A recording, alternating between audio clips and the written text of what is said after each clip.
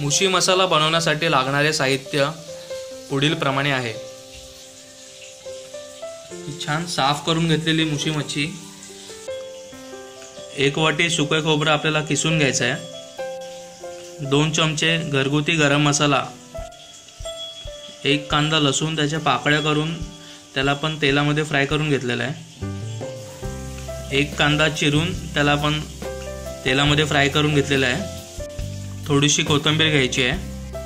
हा घरगुती घाटी मसाला आहे परतलेला, 1 चमचा मीठ आणि पाव चमचा हळद, 7-8 कोकमाचे तुकडे आपल्याला घ्यायचे आहेत बारीक करून।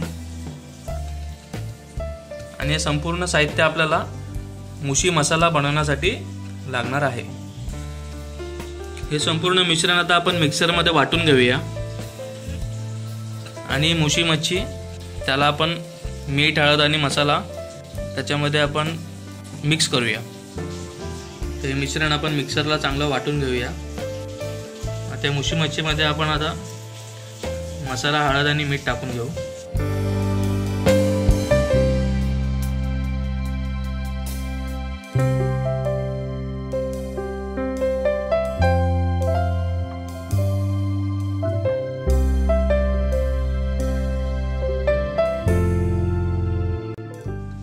चांगलं कालवून घेतलं आपण।